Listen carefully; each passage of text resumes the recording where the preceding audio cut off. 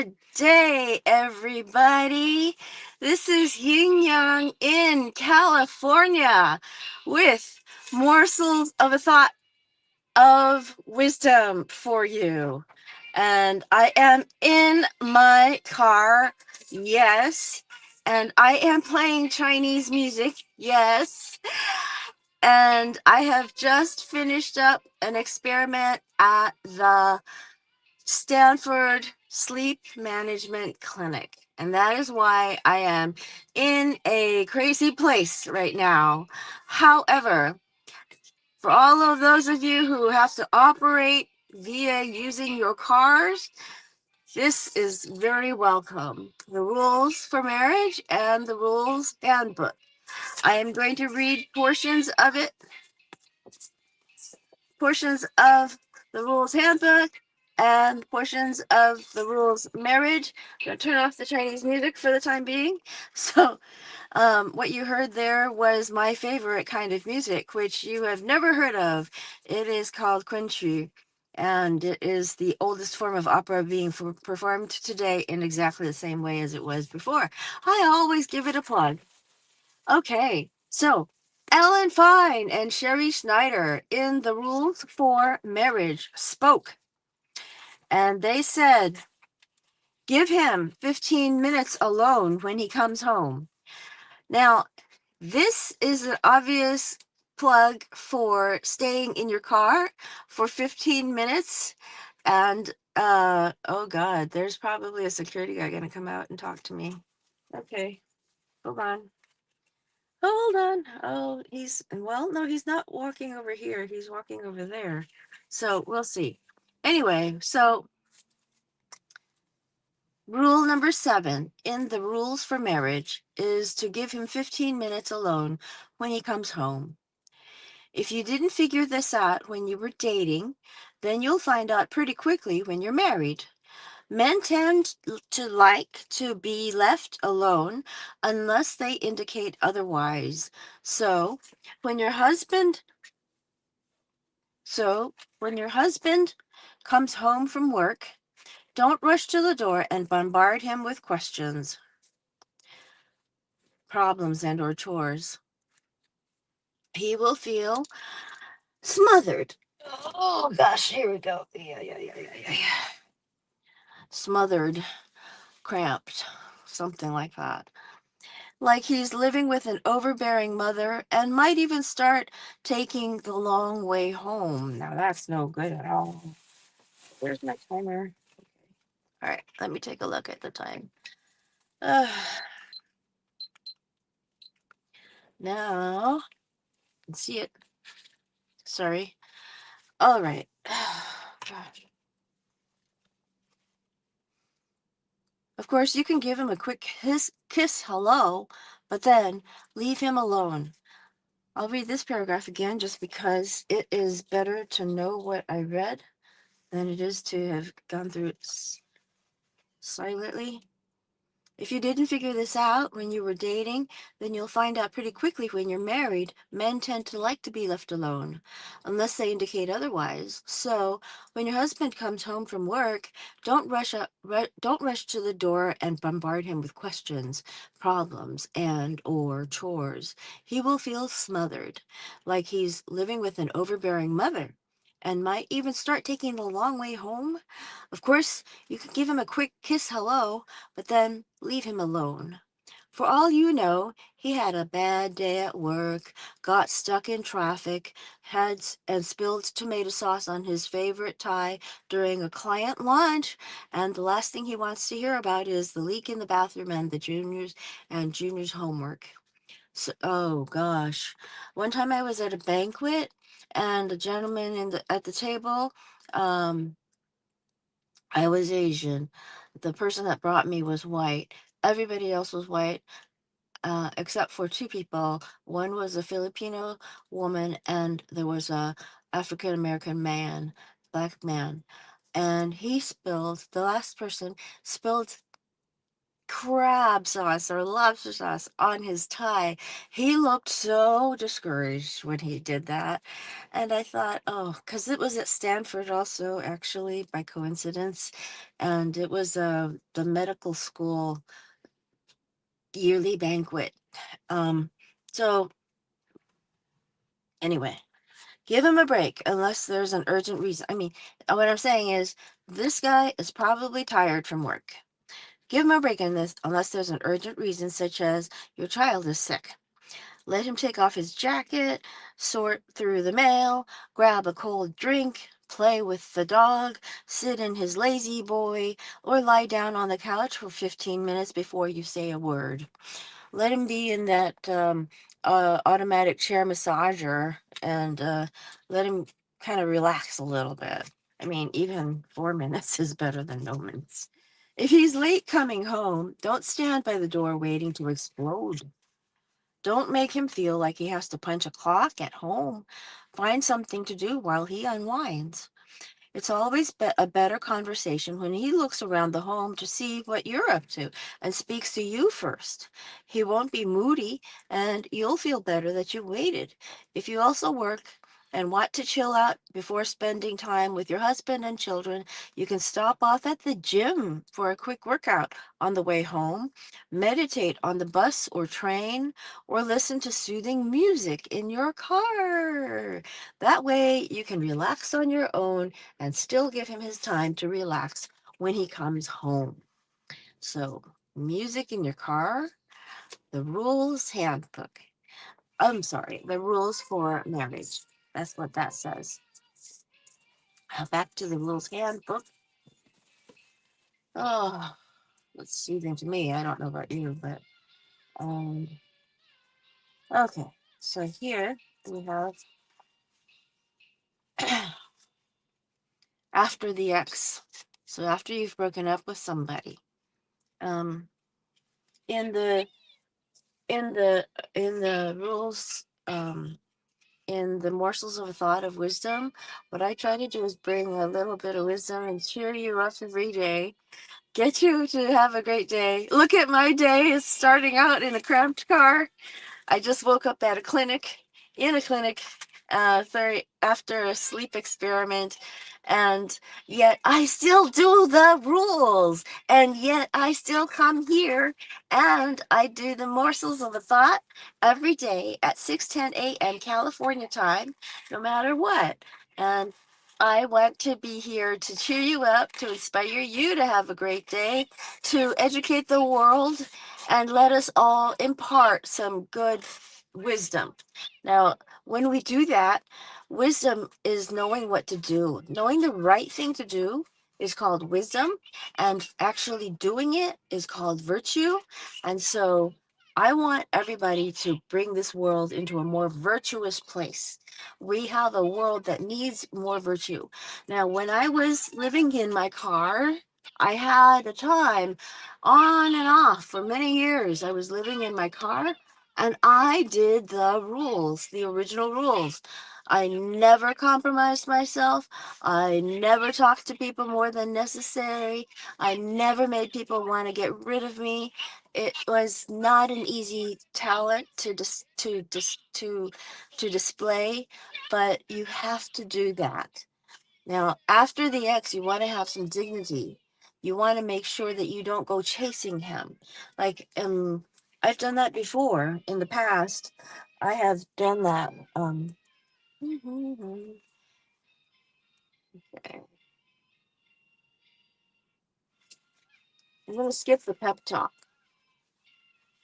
Daily rules. Stop talking about your ex. If you want to get over your ex, stop talking about him and tell everyone how you know to change the subject. Women will typically tell anyone who will listen about their breakup.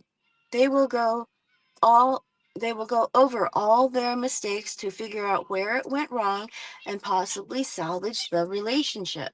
They got advice from their astrologist, manicurist, therapist, trainer, hair colorist, and guy friends, hoping to crack the case. Getting rid of an ex obsession means making a decision that it's over and done with and there is no going back. Talking about him is keeping him alive. Not talking about him will help you feel like it's dead. And this part works so well because he thinks you're talking about him. He wants to think you're talking about him.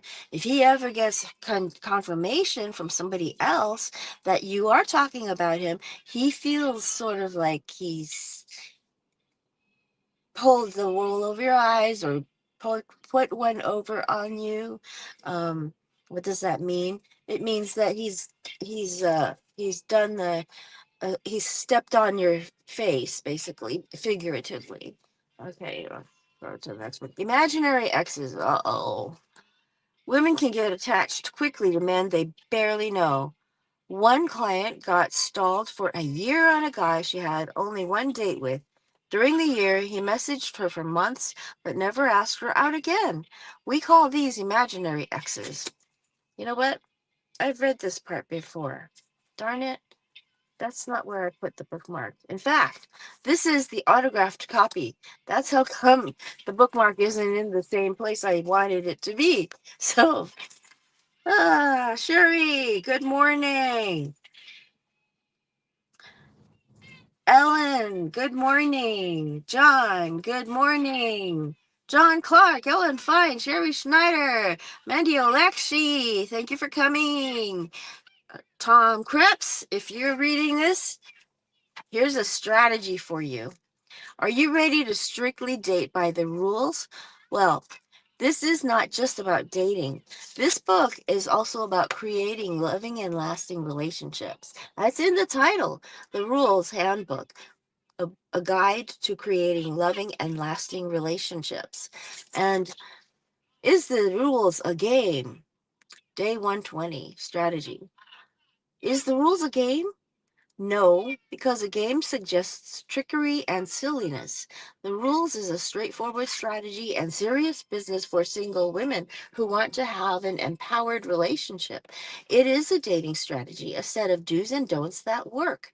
Women who complain that dating is too hard or impossible don't realize or refuse to accept that dating is a strategy. The strategy of not acting desperate, no matter how they feel, of not being an open book, the strategy of controlling their lower self impulse for instant gratification, calling to hear his voice or hooking up, and holding out for higher self goals like marriage.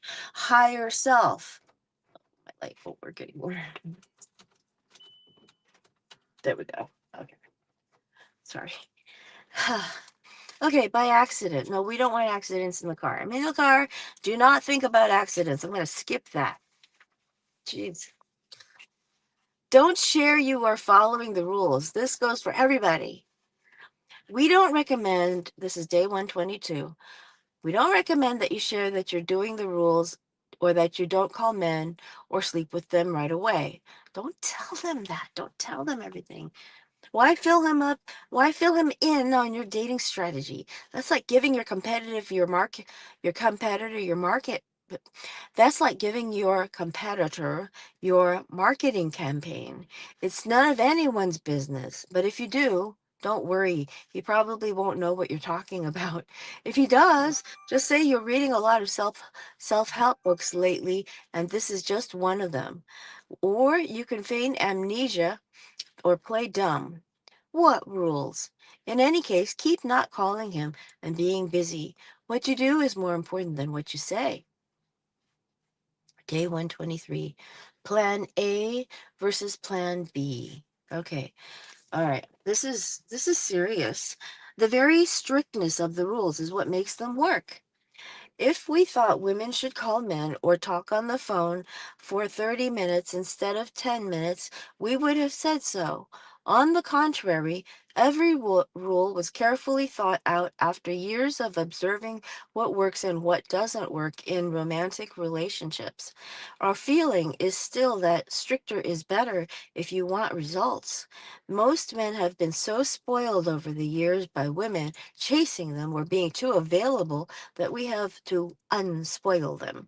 But if you don't want to be so strict, just do less or plan B. Dead zone. Dead zone's a weekend. If a guy doesn't ask you out by Wednesday for Saturday night, then he doesn't get to talk to you over the weekend. Hence the dead zone no contact from Friday night to Monday morning. Some women wonder if the dead zone applies to exclusive relationships. That begs the question. If you're in an exclusive relationship, why aren't you seeing him on the weekends? Is he a doctor on call? Is he a DJ at a club? If you're not together on the weekends for a good reason, you can briefly text back, crazy busy, if he texts or calls. In general, if he's busy, you're busier. That's a cool one.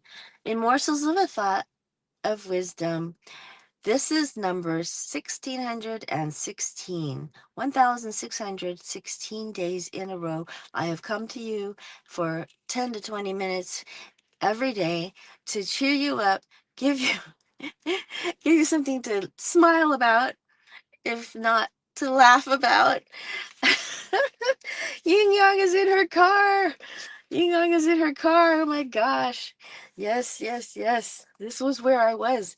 I oh, the main reason that I'm in my car, I forgot to explain this, is that I originally told them, I said, I've got my cameras and my tripod ready to do my show at 6:10 in the morning after the experiment is over, which is when I wake up, because they go by when when your schedule is to sleep and wake up. And he said, the tech said, do you have permission from Stanford University to film on campus? And I said, oh, no. So he said, anywhere on the campus, you can't film or record anything. So I said, oh, okay. But I did honestly take a few selfies when I was hooked up to the wires. I just thought I'd show you guys later, not right away. All right.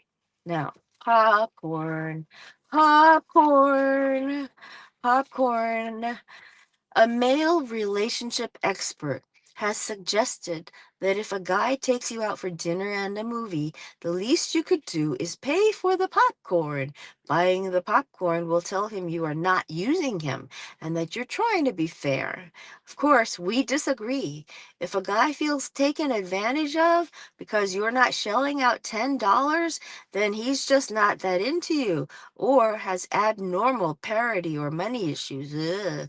A guy who likes you won't think about the price of anything.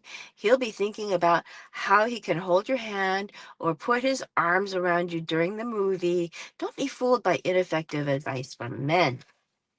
When we want to get rich, we don't take advice from people who aren't rich. So when we want a man, when we want to be women dating, we don't want to get advice from men. If you are a man and you want to be a man when dating, you don't want to take advice from women, except for, except for, except for, except.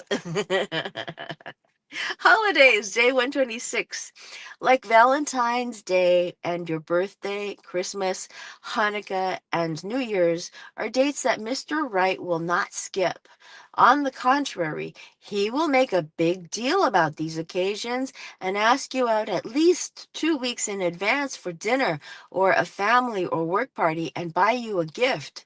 You don't have to remind him or throw a party to get him to spend time with you. You won't have to drag him under the mistletoe to trick him into kissing you. Ask, so what are we doing for the holidays? If he hasn't brought it up, make other plans and consider dating others, unless he hates the holidays and you do too. Okay, now the sum of this navigating new relationships. Apply the rules to achieve your higher self. My higher self is to conduct my business the way I can, where I am. My higher self says, do this even if it's in your car. The reason is I don't want to do my lower self, which is, oh, I'll skip today, or oh, I'll do it at lunchtime, or I'll explain to them why I'm 4 hours late. Um, Sometimes I really have to be 4 hours late, but not necessarily every time I have an appointment at 8 p.m. to 4:40 a.m. at a sleep management clinic. Okay. All right. Number one, when you're tempted to listen to relationship gurus who say you can do anything you want, think about what works as opposed to what sounds good. Think about what works as opposed to what sounds good. Like, oh, you should kiss him. Well, no, no, no. You don't drag him under the mistletoe. You don't drag him under the mistletoe to kiss him. You have to do what works. And what works is you look at him, you go, oh, and then raise your shoulder, flip your shoulder, and walk away a little bit. And he'll chase your skirt. Show off your skirt. Swing a little. If you want to. Don't do it if it's not your style. It's kind of my style is very subtle. It's anyway. So, number 2, if you accidentally told the guy you're doing the rules, don't mention it again. You read as in other words, don't say, "Oh, you know what I was telling you the other day? Well, don't pay attention to it." No, don't bring it up. You read a lot of self-help books. This is just another. No big deal. If he opens up your medicine cabinet and finds out you're taking Wellbutrin, it's not really a big deal. You just, oh, that, you know. So, just like the rules. The rules? What rules? You say that. You say that. That's what the authors have said in another book. They said you just say rules. What do you mean rules? You mean the book? Oh yeah. Oh yeah, I read that. And then, are you doing what they say to do in this book? I was like, I don't think so. Why? Do you? Yeah, just say that. Okay. Number 3, if you find the rules too strict, like 10-minute phone calls, then stay on the phone for 15 to 20 minutes, but never for hours. Never for hours. That means that you have to, no matter how short or how long the phone call is, if you can't control yourself, you just go, oh, oh, oh my gosh. And then I have one good rules friend. I won't mention her name, but she's got a genius plan. She walks over to her front door, knocks on it, and says, "Oh, somebody's at my door. I gotta go." And I think there's somebody else who went outside and rang their doorbell, ding, ding, and then it said, "Oh, I've got to get the door. I'll talk to you later. Bye." You know. So okay. So I have to say, I feel like this was a crazy, crazy day. What do you think? Say something in the comments. Subscribe to my YouTube channel. It's at YingOrange99. At YingOrange99. You can also uh, search for M.O.A.T, Yin Yang over there on YouTube. Subscribe and like if you like this. I promise it won't be always this crazy, but just look at this. Look at this. In my car, I've got all my makeup, you know.